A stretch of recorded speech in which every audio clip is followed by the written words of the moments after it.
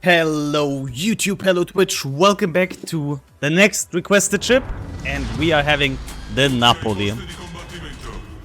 We're in a tier 10 game, Faroe Islands, with a submarine, 4 DDs, 3 cruisers and 4 battleships.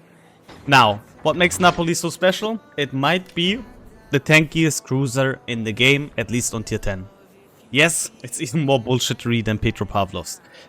This thing is the definition of a ship that can play how this ship dictates how it wants to play, and not the matchmaking. No matter if there's CV, no matter if there's more cruisers or whatever, more battleships, this thing can play how it wants to play. And that is the simple fact that it is, first of all, super tanky.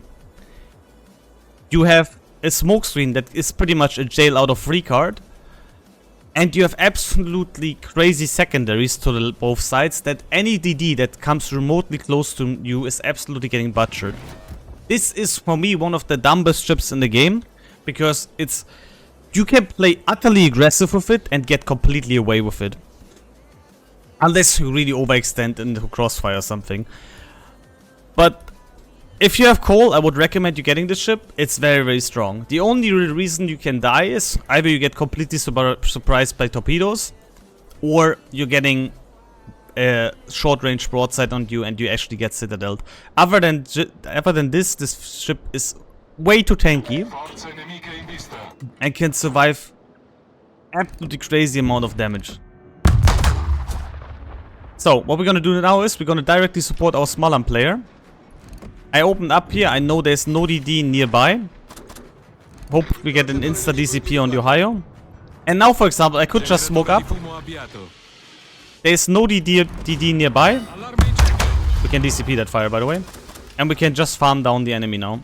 I can also launch some torpedoes to bring them already away. And yes, this thing is just, you know... It's one of the most frustrating ships to fight against, because as long as they're angled to you, this thing will survive so much stuff, it's just ridiculous. Not to mention that you have Sansonetti on it, can put Sansonetti on it due to being a premium ship and instantly get more range. The guns are not as consistent as you would like, but they're still pretty good. And they also... Hell, even here, we're just gonna eat one torpedo now. Okay, we ate 2. Oh, we ate 3. Never mind, Lamal. There's a DD right in front of me. Who is that, though?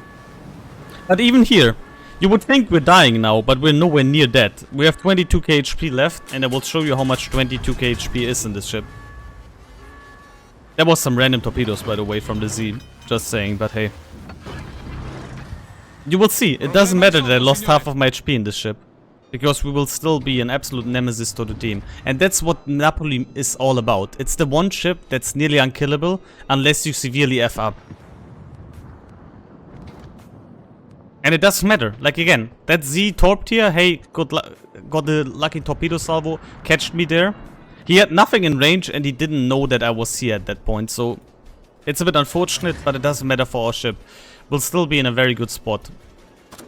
And that's exactly what I'm going to show you now. For now, we're going to support against the Marseille.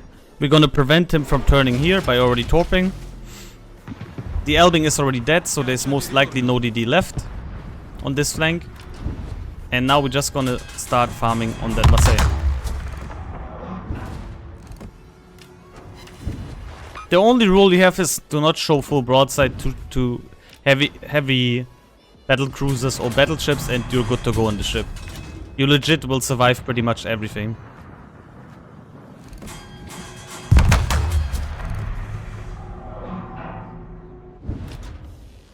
But yeah, back to the main guns. The main guns are not that consistent, but they're not bad either. Plus you have really good AP as well. You can overmatch super light cruisers such as Minotaur, for example, or Smolensk with the AP. And you will still do quite a lot of damage on enemy targets. The secondary start blasting on the Marseille. We're just gonna go for the GK now. I mean, maybe we can actually hit the Marseille. I don't know if the angle is good enough, but it might actually be good enough. Yeah, okay, we can pen him there, nice. And this is one of those cruisers where you can actually run down a battleship as well. Like, for example, if the Ohio would be playing it more aggressive here, and he would be alone, you could just 1v1 the Ohio. And there's not a lot he can do about it. This insane tankiness is also paired with one of the best concealments on tier 10. We have a concealment of 10.3, which is an absolutely nutty value for such a tanky ship. And one of the bigger advantages in comparison to over Petro, for example. I can smoke up here again in a second. I can also use a fighter so I can spot with it.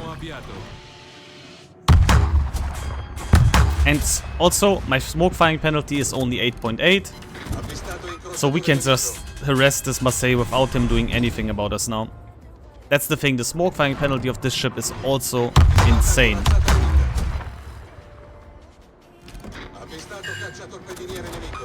He's gonna show full broadside now. We can turn and we can shoot. I don't know if we get another hit here, but hey. No, we don't, okay.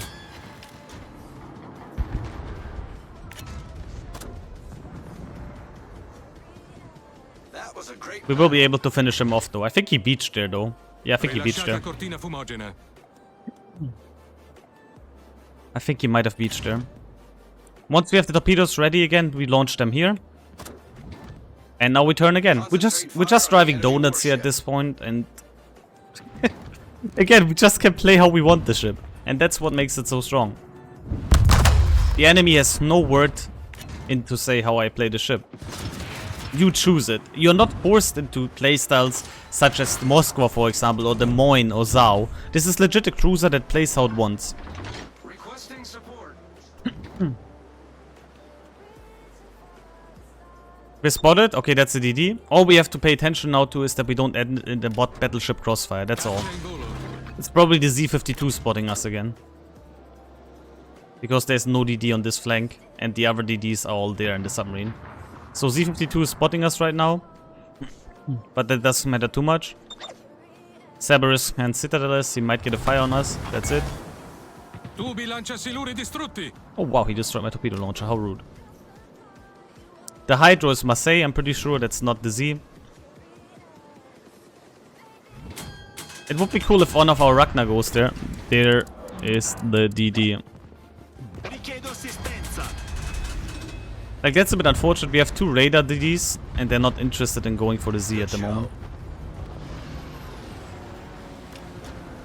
But here we go. We force the Marseille now go forward. He's gonna end up in the Conqueror guns and go down.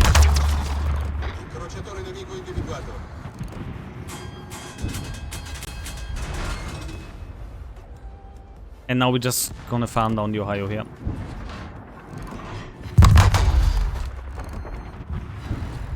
We gotta watch out about potential Z torpedoes here, but that's pretty much it. Danno critico a torretta principale.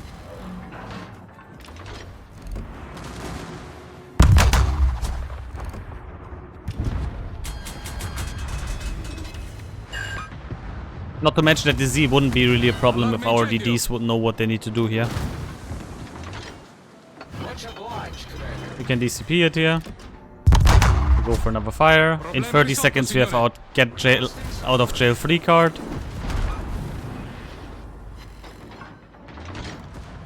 And this thing is just absolute frustration to fight.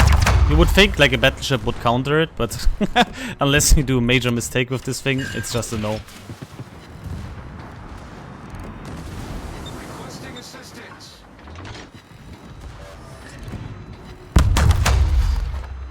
At the last moment we go for a full turn here. There we go. And we kept now. I told you, even if we lost like a lot of HP here, unfortunately against that Z, there's no real problem for us. Also the Z just launched the torps at the Luria. We're just gonna cap here now, we chill a bit. They can't really shoot us here. And there's the Z. Oh, hello, bro. How unfortunate. After all, you died to me. Or the Smoland. Many thanks. And that's what makes this thing so strong. It's legit. As long as you don't get caught in any broadside, you are unkillable in this thing, pretty much. Reporting the target position. Generatore di fumo avviato. Now we just smoke up here. We're gonna leave the cap. There might be Cerberus torpedoes I need to pay attention to, but other than that, there shouldn't be any big deal now. I can also launch my fighter for additional spotting. We might be able to catch the Cerberus here. Okay, we don't. That's a bit unfortunate, but hey. And now we just farm the GK while he can do nothing about me. There's the Cerberus stops, by the way.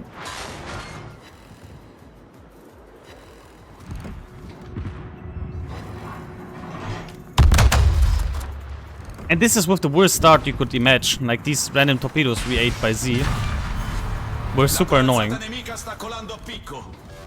Rilasciata cortina fumogena. But we just don't care in the ship. As long, again, as you don't drive into a crossfire between two BBs or you are in the torpedo flood, this thing, I cannot say it enough. It's just ridiculous. It's way too tanky. Is the gun sound a mod? No, it's the camo. It's a Ninja Turtle camo. That's why it sounds like a potato cannon. Caccia di ritorno.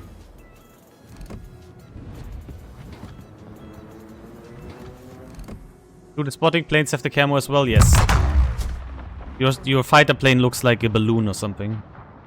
Like a weird turtle balloon.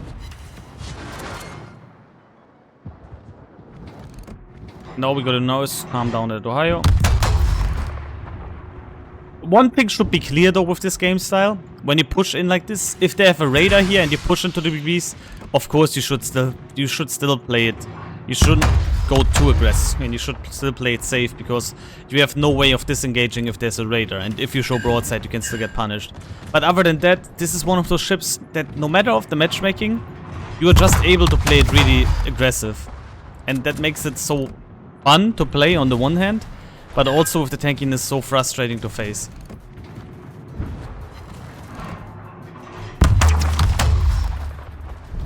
La nostra squadra è in vantaggio.